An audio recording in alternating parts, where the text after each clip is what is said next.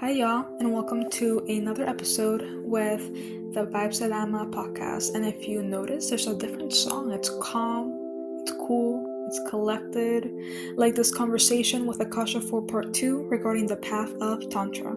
So, if you didn't listen to the previous episode where she talked about sacred sound and gong medicine, no worries. This is just a continuation of where we kind of left off at in that previous episode for this podcast.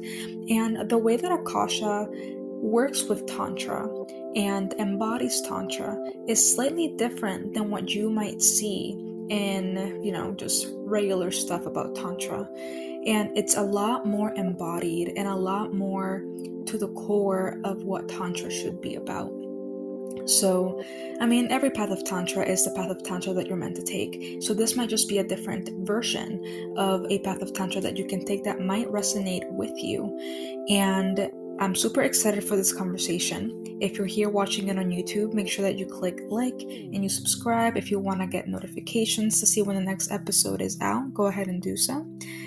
And without waiting too much longer, let's just go ahead and get right into this juicy conversation of the Path of Tantra with Akasha for part 2.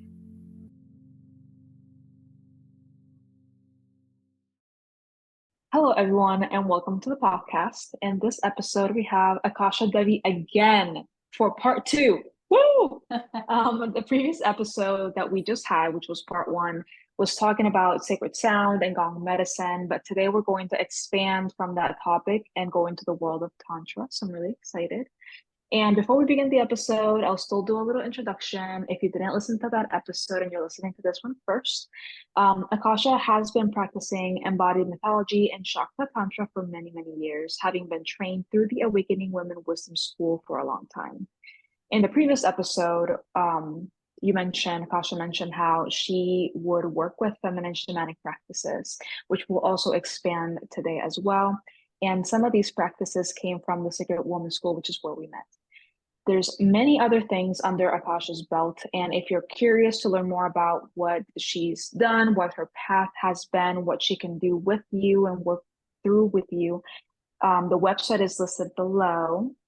But I'm super excited to have you back. Welcome back to the podcast. Thank you. Thank you.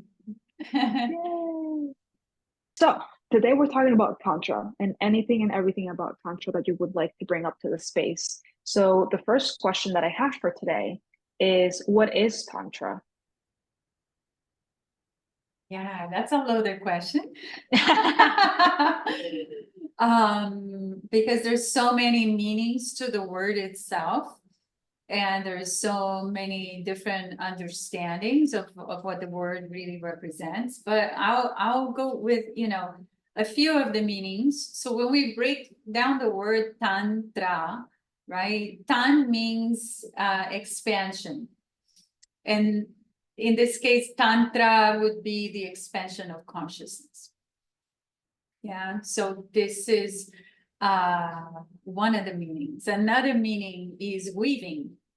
Yeah, so a weaving of the weaving of the divine into the ordinary, the weaving of polarities, the weaving of our spirit into life, the many weavings, right? All the polarities that you can imagine, all the things. It's the way we relate to everything around us is a weaving. So, and there are some other, many meanings. Another meaning would be method. Yeah, that's why also in many of the scriptures, you will find scriptures even in Ayurvedic literature or different modalities that come from India, where it would say something Tantra, no? And that usually doesn't necessarily relate to the path of Tantra, but it relates to a method, right? A method for something. And when we speak about Tantra as a spiritual path, then we are talking about a path that is based on it's based on practice, it's based on method, it's based on, dedication to the method, and not so much the philosophizing of the method. right? It's very down to earth in a sense. You practice, you utilize the methods, and consciousness expands, and the way you relate to the world changes and expands also. So that, I think, in a nutshell, is how we can kind of define, if we can define what Tantra is, would be like a simple way to say it. Of course, it is a path, it is a bit of a rebellious and revolutionary path in the spiritual gamut of different modalities we can imagine, because tantrics have always been deep mystics, and they have always been explorers of spirituality, not necessarily followers of specific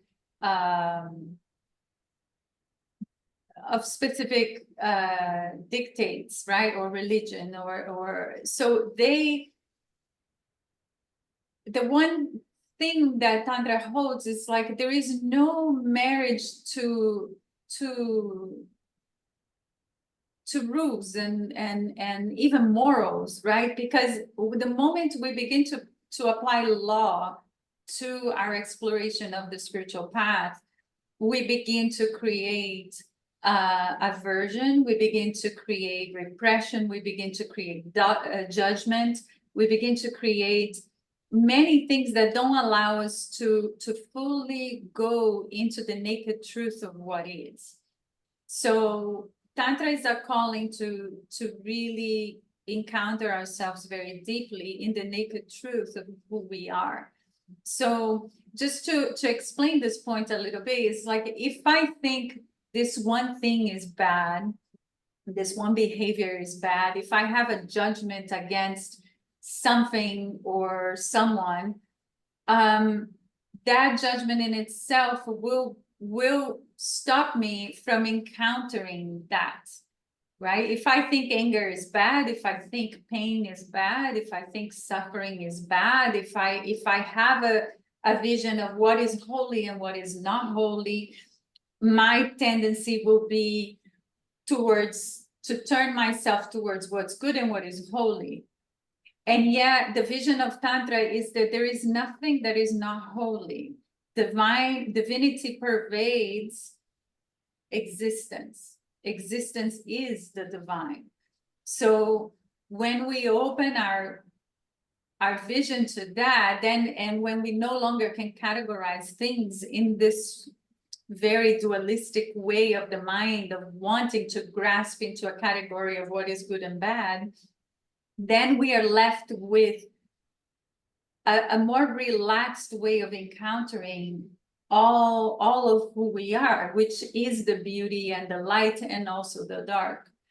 So we begin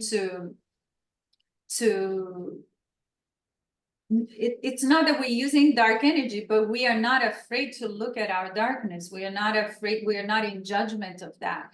And the taking away the non-judgment is the aspect of acceptance that is pervading in actually many traditions, but very few actually practice that. Many talk about acceptance, but there's often then there is a line where acceptance is no longer there. But when we open ourselves into acceptance of what is, of who we are, then we can see very deeply. And that seeing deeply the naked truth of who we are, the naked truth of this existence, expands our consciousness. And alchemy transformation happens from that awareness. So it's we are not trying to become better. We are not trying to become more holy. We are just trying to unveil our awareness of what is, unveil our ignorance and our resistance to the naked truth.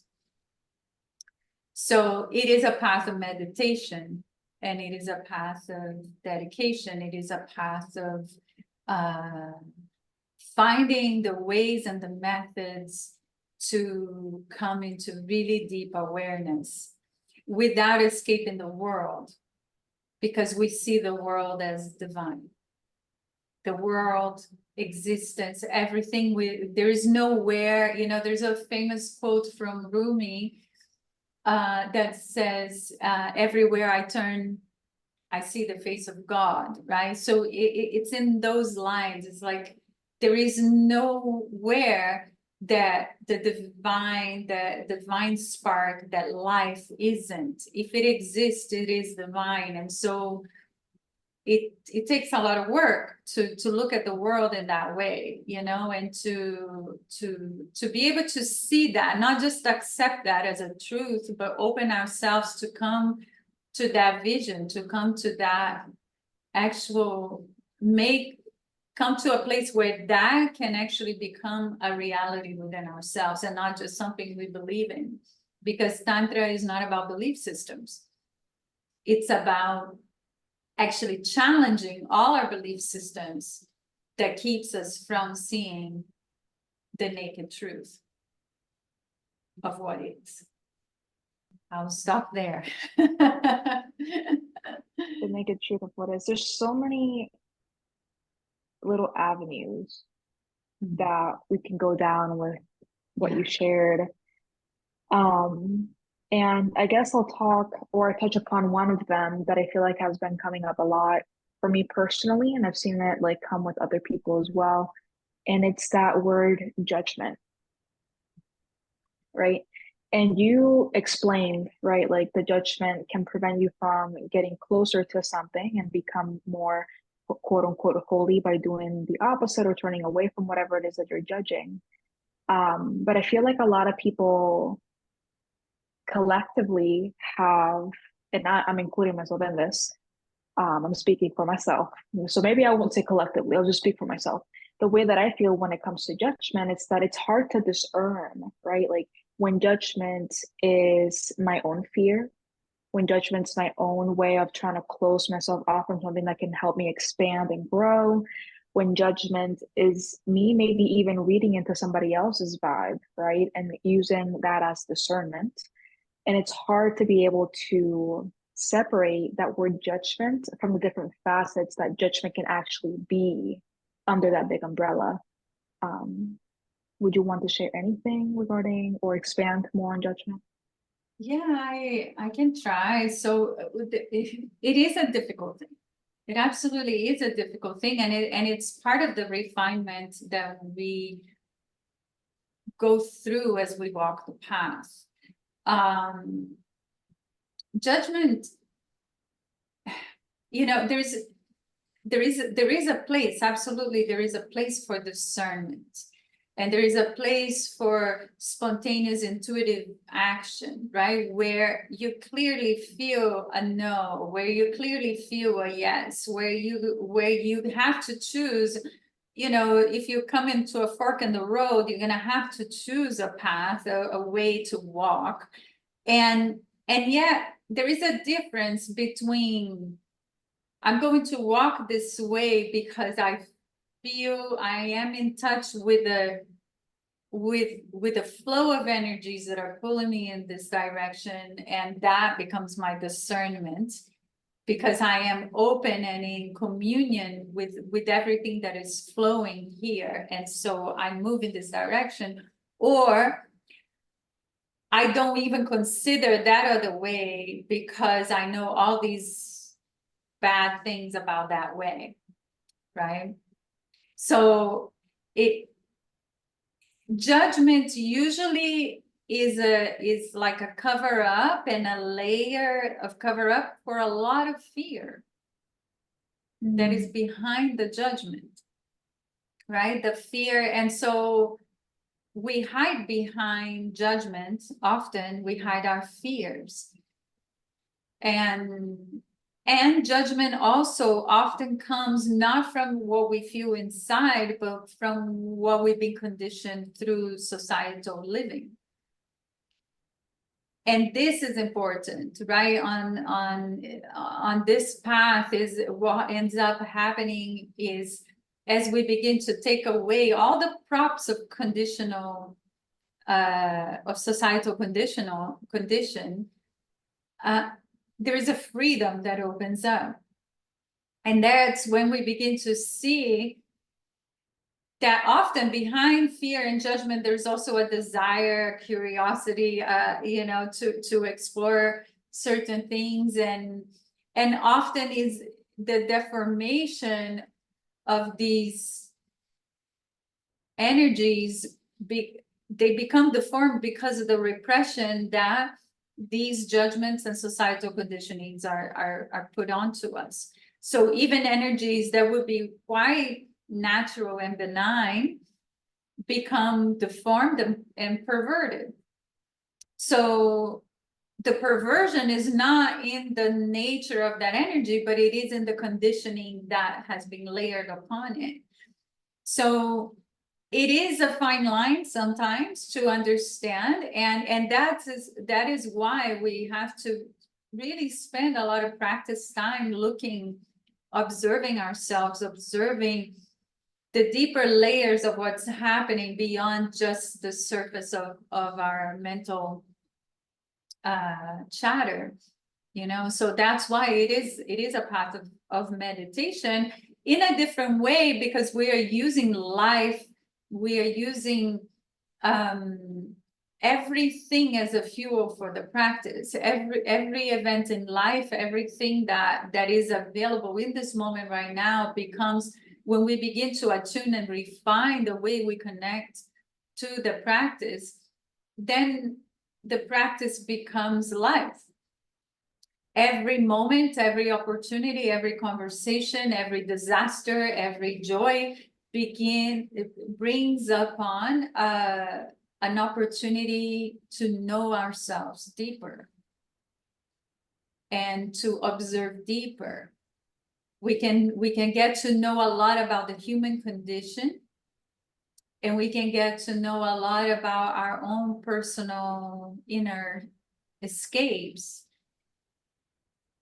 And as we unburden ourselves from certain conditionings and certain things, we then the level of what is judgment and what is discernment becomes more clear too, and a little more refined also. I don't think, and here's the thing, it's like even the fear of like not being able to tell, not being able to, it's like the judgment on our own judgment, and the fear of making mistakes, because mistakes are bad.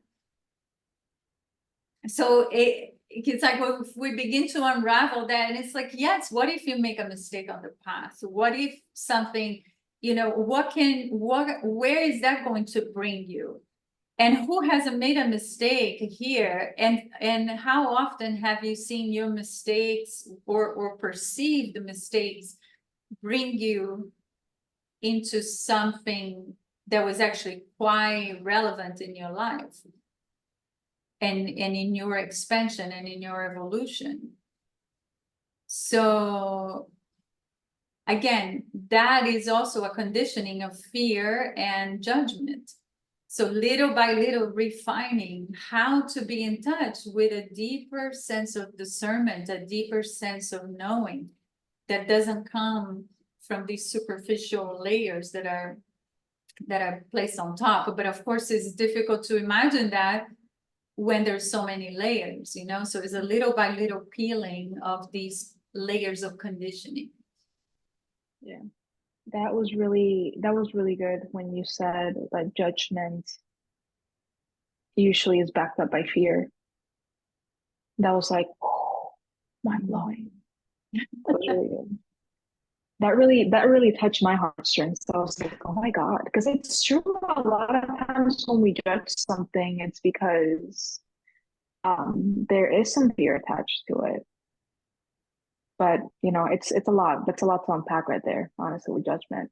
And there comes that path of dedication meditation that you also talked about when it came with your journey with sacred sound and with the gong medicine. And now we're seeing how that is slipping over and infusing also into your practice of Tantra, right? It's obviously going to be, well, maybe not that different actually, but that dedication and meditation with this practice what does dedication and meditation even mean? Okay, so just to rewind in what we spoke about yesterday, where I was also making this point about practice, and just to say, you know, that is one of the things that is unique about the way I teach sound, is because it is based on these tantric understandings of practice and meditation. So that is, let's say, the foundational aspect of the way I relate to sound. So I don't necessarily see these things as different, you know, but I put it out there as different because you might be interested in sound and very scared about Tantra. Somebody else might be interested in Tantra and not even, like, don't want anything to do with a gong, you know. So in my offerings, I separate it that way, but in my reality, these things are not separate. And that's why sometimes it's difficult for me to speak about them as separate things. But what is meditation? You know, meditation is a looking within. Meditation is begins with some level of centering our energies, yes, because we are very pulled towards external things. So our energies are scattered, our minds are scattered. So the process of meditation begins with a learning on how to reorganize and recenter all these energies so that we can begin to feel into ourselves and not be completely taken by the external and completely disconnected within. So this is the first process, is like how to bring ourselves in. Usually this is in the beginning of someone's path. This can be quite challenging because it feels like it's boring, you know, because we're so used to our distractions and our things. And as we begin to gain this capacity to go within, there is like beautiful depths and worlds of depth that can open inside. So then that word boring actually loses complete meaning at that point. But in the beginning, most people will find they can meditate because they don't know how to regather their energy in this way. So we concentrate our energy so that we can go within. Now, this is a process of getting to know ourselves, getting to know, bringing ourselves closer to the understanding of what is our true nature. Who are we really, besides this appearance, besides these belief systems, besides the names and status, besides all of that? Who are we? What is running? What is this life force that is running through us? Of course, there's so many different methods, right? And so many different schools of meditation, so many paths. And, you know, like you can imagine a mountain, there's many different ways of hiking up that mountain. There's not just one path. And the only person who won't get closer to the top is the one who is running around telling everybody they're going the wrong way, right? So this is important to understand. We have to choose paths that are in alignment with us, that bring us into a place of feeling passionate about the path. And we spoke about this on the other call, because without some level of intensity, you don't really stand a chance. You know, as soon as it becomes a little difficult, you're gonna give up if you don't know why you're doing, and if there is no passion for the actual walking, as opposed to just this idea of where you are arriving. We don't really know where we're going. This is the interesting part, because if we knew, we would have arrived already. This is the mystery, you know, that a spiritual seeker accepts, is that we feel the pull, we feel the call, we don't really know what that looks like. All we know is that we must walk. Yeah, because that which we are looking for is unspeakable. Yeah, it cannot be told, cannot be spoken, can only be an experience. So this is one thing, and I think I lost track of what was your question. That's okay, because you're actually answering another one. So, but what was the original question I was trying to answer? The original here? question was about like dedication and meditation. Dedication. Yeah, so here it comes, no? And now, of course, I was gonna bring us into the path of Tantra, that what is different between this path and maybe some other paths. And first of all, is a method that is based, it's really grounded in very feminine wisdom. And it is also a path that it's not aiming to take us away from the body. It's not basically saying this body is hell and we have to go to heaven, right? Like this can be hell and this can be heaven. And it all depends on how much we are open to that flow or how much we are resisting that flow. So we aim to really find the beauty and the divinity and in here, in this moment, in this being very human. Yeah, our humanness is divine. So there's a deep relaxation that happens. There is a moment of recognizing there is really not much to grasp for. And yeah, we do need the intensity, we do need to do the practices and all of that, but it comes also, the practices are seen in different ways. There's just a different way of walking the path where it's a lot more relaxed, it's a lot more feminine, it's a lot, and by feminine I don't mean it's only for women, yeah, but it's just a lot more in tune with the nature and in tune with the nature of being human and being in the human body right now. Yes.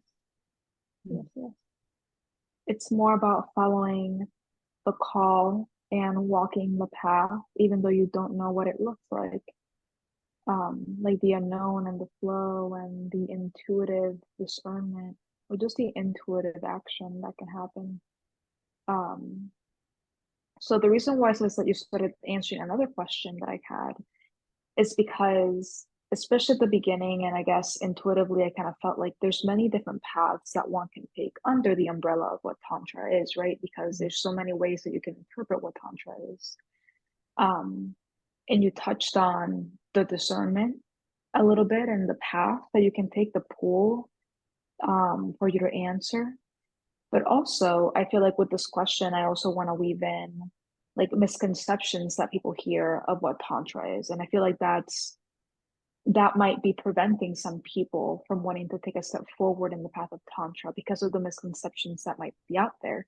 So first and foremost, are there some misconceptions of Tantra that you would like to reroute or like rephrase or help people just rewire in their mind? Yeah, I mean, there are many misconceptions, and I don't think anybody holds the perfect concept or idea of what Tantra really is. It's such an exploratory path. But I believe that the most common misconception is that Tantra is only about sexuality. Yeah, often it is focused in that way. Also, because when we focus in that way, perhaps it's a little more sellable, a little more marketable, a little more interesting. And also because a lot of the repression that people carry do relate with their sexuality. So when we are talking about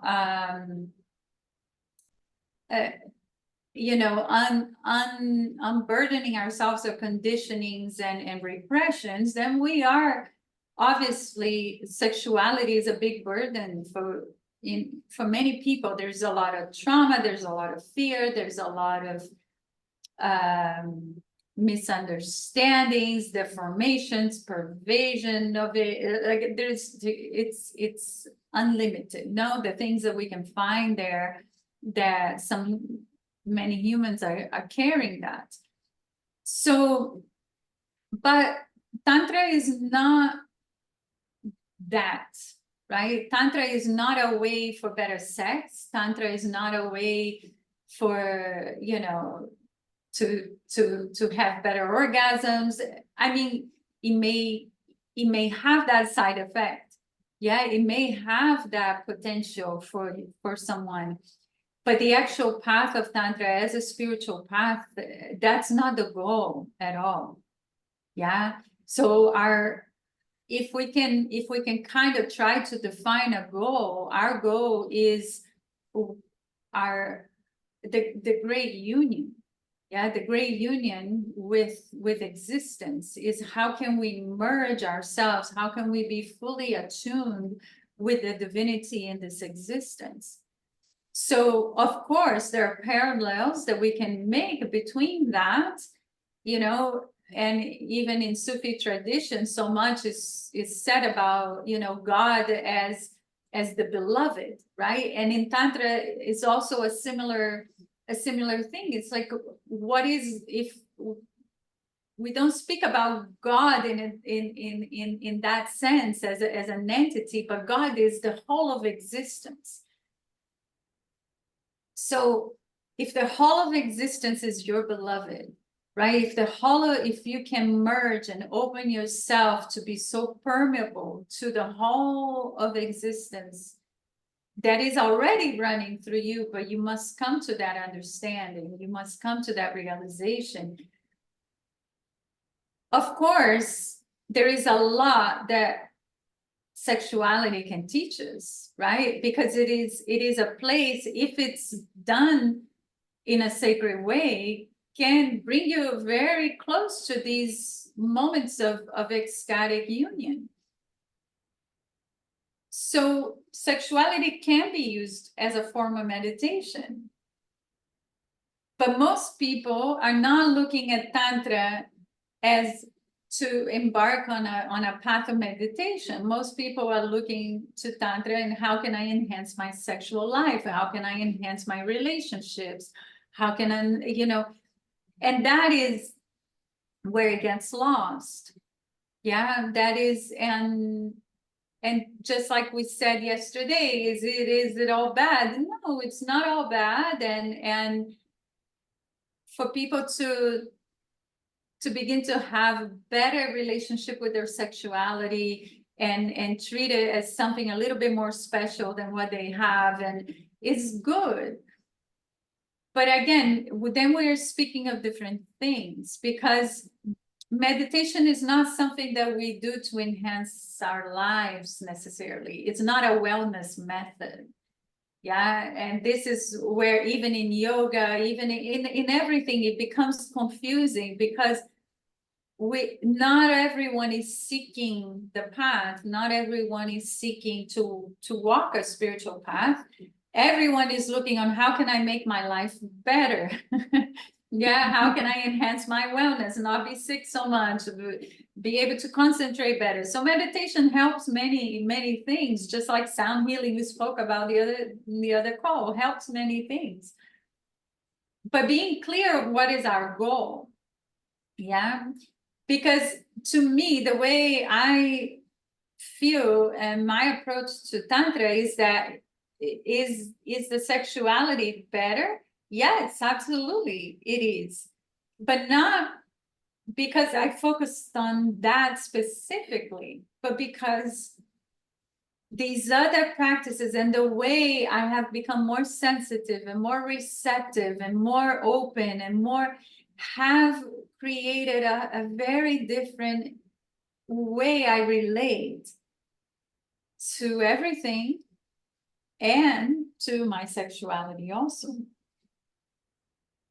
So it is, I feel it's almost like a byproduct of it more than the focus of and the goal. So these kind of things have to be clear, because it's not bad to use these methods and these things for wellness and to enhance our lives, but that is not a path of meditation. That is not a walking a spiritual path. That is, meditation, it's serving something in your life. But when you become dedicated to the meditative path, then you're looking for something deeper. You're looking for a deeper sense of being. And you're not so concerned about, and not, of course, we all want good health, we all want wellness, we all want to be well financially, all these things are good. We just have to be clear what path we're walking. Mm-hmm. Yeah.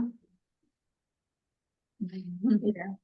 Yes, I heard someone also say, like, we all want more money, right?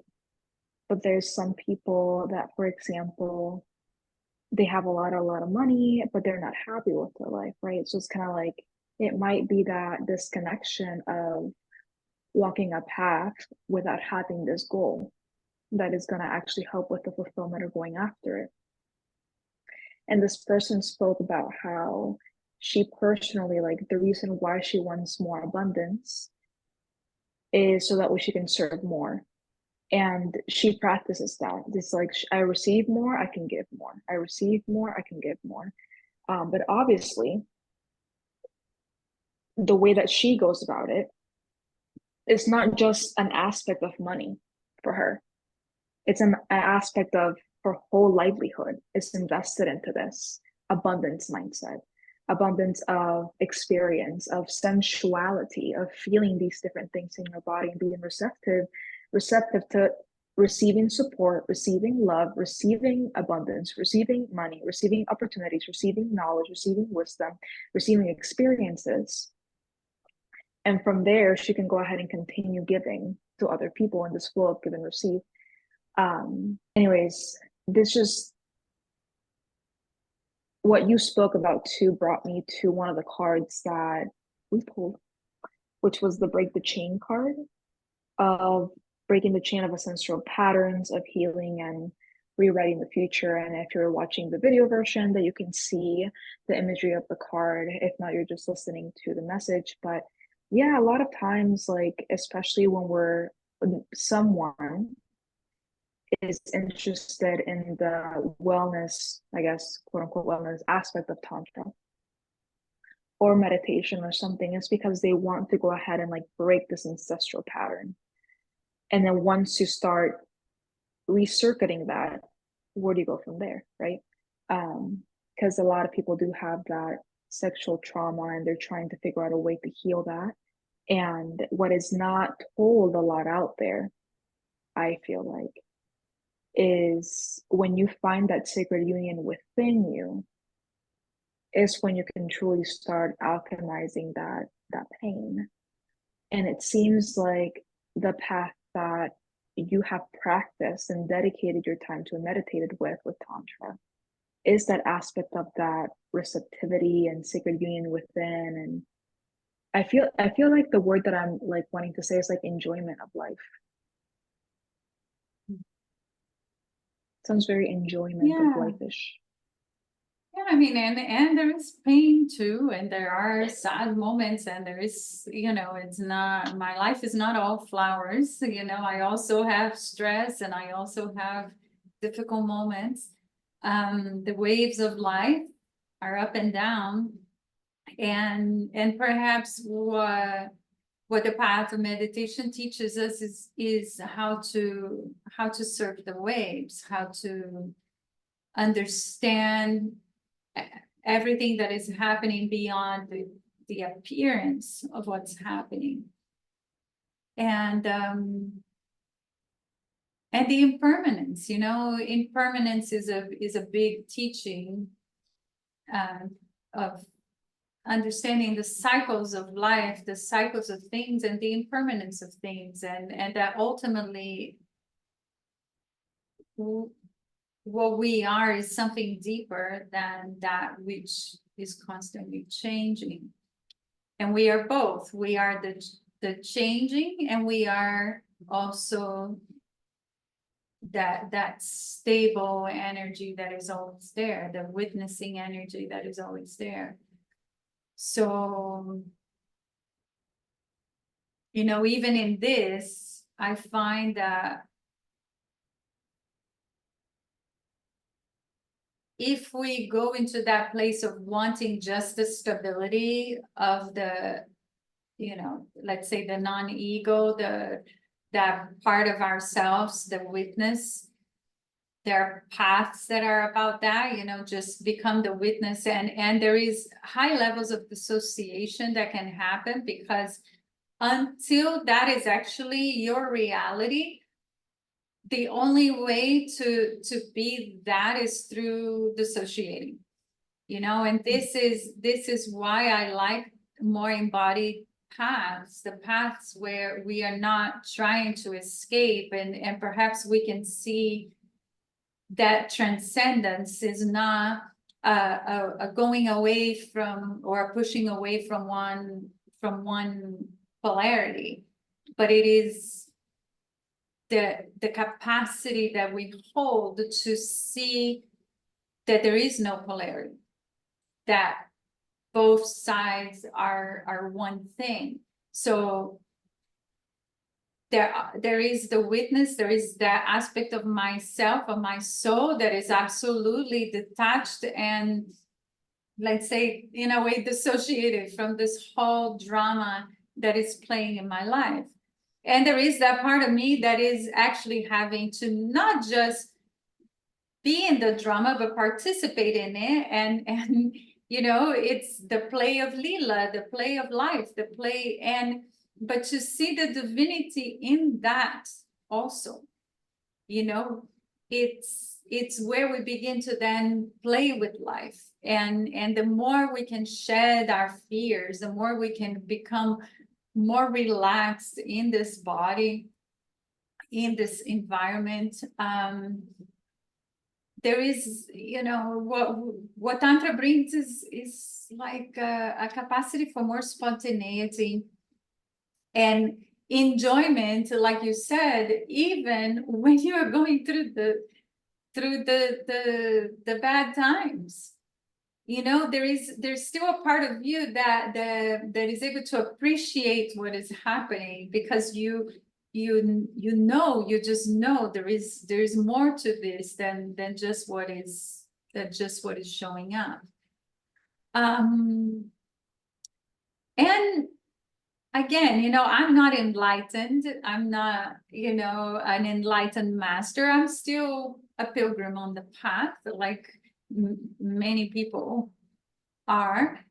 And I do guide people, because perhaps I've walked certain parts of the path, and I can shed some light for some people. But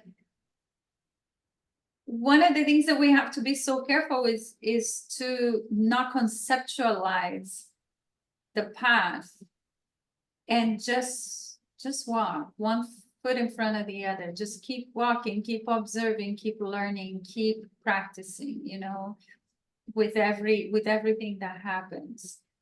There is no goal of the rosy life where we're just in bliss and joy. I mean, there are moments of deep pain, there are moments of deep sadness, and there are moments where, and yet, like Osho says, these moments of sadness, nothing can take you so deep into yourself as sometimes moments of deep grief. The joy and happiness don't pull you so deep inside. Yeah. So we begin to appreciate even those moments for how deep they can pull us in, how deep they can show us certain realities that we wouldn't see inside of ourselves. if everything was just joy and bliss. And then we begin to also separate that the state of bliss is not a state of happiness necessarily. The state of happiness is a superficial state. The joy is kind of a superficial state. The bliss is something deeper that actually can encompass many emotional states. Because to find bliss, the witness has to be really, really awake in us. Someone told me once that every newborn, every species that has a newborn is born with everything they need to be able to survive. Like, baby cows, and I think even baby horses, they come out of the womb and they can already like start galloping and walking around. And a bird is a little bit different, but they can eat, like the mom feeds them and they can eat. Eventually they gain the strength to be able to fly, and they have to fly for them to be able to survive. But humans, were born with emotions. We're born with crying. We cry out. Not a lot of other animals that have newborns do that. We get angry, we get frustrated, and we need to rely on that support and that nurturing as well. And that's what we need to survive, to allow for that nurturing from that maternal figure, the divine mother, the Mother Earth, and to let ourselves run through the emotions instead of shutting them down. So there's just a lot of different little things that you've mentioned that are, in my opinion, paint this very beautiful picture of how embodied this path of Tantra can really truly be. So I guess another question that I have here, it's kind of my lastest question, actually, the last question that I have before we start wrapping up, is like, what got you started on the path of Tantra to begin with? Like, we've talked a lot about what it is. We've talked about what's it helped you understand and walk through, but like, how did you get started on walking this path? Yeah. So I guess it's a continuation of a little bit what we spoke on the other call, is that I don't believe this is my first lifetime. Yeah, on this path. Even what I expressed, of looking at so many ways spirituality was being shown to me that didn't make any sense. When it became really something, let's say, more clear as a path in this life, was through my gong teacher, through my sound teacher, because he exposed me in that moment deeper to some of Osho's teachings on Tantra. I am an Osho sannyasin, so Osho has had a big influence on my path, really, really big. Who's Osho? Osho, yeah, he is quite a famous figure, let's say, guru of, like, back in the 60s. He's passed already, quite controversial figure. okay. But an incredible master. Many paths, many teachings. So when I started going deep into his teachings and into his teachings of Tantra, first of all, just his teachings in general, when I started getting deeper into them, all of a sudden, a lot of how I felt about spirituality, it's almost like, oh, somebody's putting words to what I feel, right? Like this felt more authentic, more real to me. And so his teachings have had a big impact and influence on my path, because he spoke very much about Tantra and about many scriptures within the Tantric path and tradition. I also was very influenced by the teachings of Daniel Odier, who is also a Tantric master. He's still alive. He's almost 80 years old now. I just recently met him in person after so many years of reading, and learning from his books. But he has had a beautiful path, and he teaches of the teachers that are alive right now that I know of, especially in the West. He's one of the most authentic teachers as far as what the path is about, meaning meditation and expansion of consciousness and all of that, more than my relationship and my sexuality aspect of the path. And then there are the feminine teachings, which came a little later, meaning meeting these feminine teachers, these women teachers. One of them was Shamali Ardag from the Awakening Women's School. I never met her in person. I did many of her goddess sadhanas online and all of this. And she also is someone who speaks very in a lot of resonance to what I know to be true. And Mandi Okalani at the Sacred Women's School, who also, from her, it was the feminine teachings in more shamanic setting. So all these things combined, just really, really enhance this path for me. But as far as, how I got into it was mostly in the beginning, mostly through Osho's teachings that still guide me very deeply in that path. Osho and Daniel.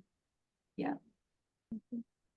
Is there anything that you would like to say to someone that is listening and is interested in maybe connecting with this path of Tantra, or just the first step that they can take for this path of Tantra? Just any advice that you feel like might be appropriate or needed? Yeah, recognize what may be calling you on the path. Maybe recognize what even comes up into your mind when you hear the word Tantra. What sparks in you. And it is okay if it is about sexuality, if it is about that. I think it's absolutely okay to enter. This is something I wanted to say before. It's absolutely okay to enter the path in that way, because maybe we'll just stay at that level of enhancing your life, and this is good. We need people do need to heal. People do need to feel better, and wellness and well-being. This is all really important, because I think the better people feel, the more peace we can also create in the world. So I think it's a good beginning step. And if that is what is calling you, it's okay. Go into that with being very mindful and careful in the environments you place yourself. So always feeling deeply within, and not being so much in a rush to consume content. What I teach a lot in my mentorship is that what is the difference between consumption and communion. So Tantra is about communion. It's not about consumption.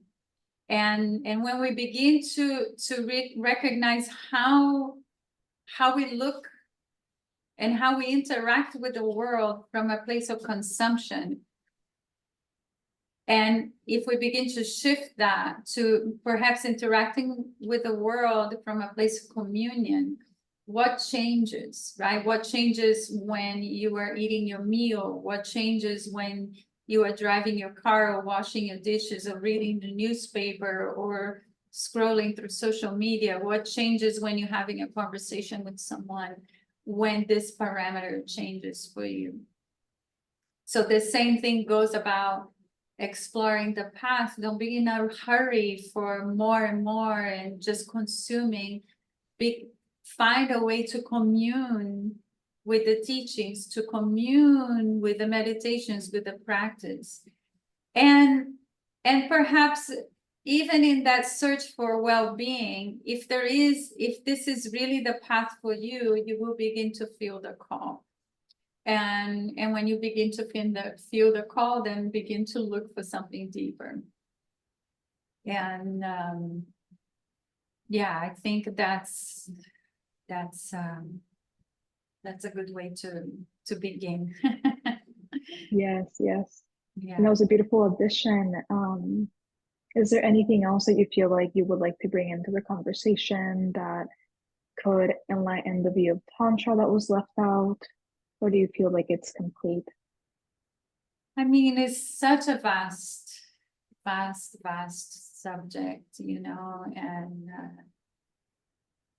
it's also a very long path. So Yeah. I think this is good. I think if this can spark something in someone's heart, you know, and bring them into some kind of search for deeper meaning and deeper communion with life, then that's a good beginning.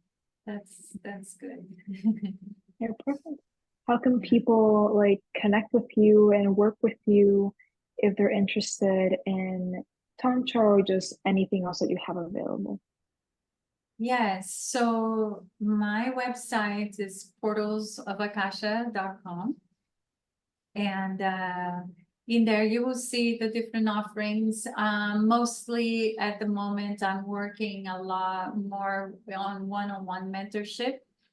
And so I do work one-on-one mentorship on the path of Tantra, on the path of feminine alchemy, which kind of weaves a little bit with actually everything I do weaves with tantric teachings. So also the heart of gong, which is where I teach the sound healing and gong. Otherwise, if you're in Miami, I have regular women's circles where we go into goddess mythologies and embodiment practices, different things. So that would be like a soft way to stepping into it. Yeah, or just email me with your questions or whatever, you know, it's but I'm reachable through email, social media, my website, anyway. Yeah. So I'm like chuckling a little bit because I asked that in the last episode. But yeah, so I have everything available in the show notes below, the website, the social medias, which I believe you have the Instagram and Facebook that people can reach out to you. And then on there, like how you said, you can find ways to contact you through email and just the offerings that you serve. I will also suggest that if you're listening to this and you're curious and wanted to connect, definitely follow her on Instagram as well. Because a lot of times you do upload like the events that you have coming up, like you did the Venus path, whenever like there were conjunctions that happened, you have that going on. You also announce your goddess circles that you're going to be having as well on there. So if anybody wants to be in the know, Instagram would be a beautiful place for them to see that as well. Yeah. I'm not sure when you're gonna air this episode. So if it's a long time from now, you can maybe delete this part, but otherwise, we are just about to start a new Venus cycle. And so there will be a 9-month journey that I'm offering together with my sister, Tammy Joy. And we are about to begin that journey now. We're having a free call next week. and then the journey begins in August. So just putting that out there, if the Venus, the Venus cycle, getting attuned with that cycle, and the rose path, goddess mythology, if that is something that attracts people, it's not necessarily so related with the tantric path itself, but it is in a way, the practices, there will be some practices in there. Then that offering is like really in the hot burner right now. Yeah. So if someone's listening, because I think I'm gonna be this is gonna be airing like mid-August, I think. Yeah. So you have the call. This is July. We're in July. So this is gonna start in August. If someone misses the first one, because I know that it's every month, will they be able to sign up for like the next one coming up maybe in September? Yeah, so I have to double check on that, but I believe yes. If somebody really wants to enter the journey and it's sometime mid-August, doors will probably be already closed, but you can send me a DM or let me know, and we can see allow you, let you come in. I think that's okay. I think up until before we hit the second gate, which will be beginning of September, I think it's okay for the sisters to join. That offering is specifically for women, is a feminine container. Okay, yeah, perfect. So yeah, that'd be great. Well, thank you so much for being here with me again for a part 2 episode on Tantra. And I hope that everybody listening was able to have something that within them to be more in communion with the world around them instead of consumption of the world around them. I really like that. But thank you. Thank you for being here. Thank you, my dear. This was such a good episode. If you want to reach out to Akasha, and it's before September 5th, just to put a name out there, or a date out there, at least before September, make sure that you send her a direct message on her Instagram or her email as soon as possible. So that way she can give you an update as to whether or not you will be able to be included in this ascension cycle of the Venus path. Also, if you want to get in touch with Akasha, the links are down below. Make sure to check them out. Make sure that you also click like and subscribe to this YouTube channel. I am so excited for this conversation and for the calm outro song and intro song. It's a little different, but I'm vibing with it. We need calmness out here, so that's okay. But anyways, thank you guys for tuning in to yet another episode here with the Vibes del Alma podcast, the VDA podcast, and until next time.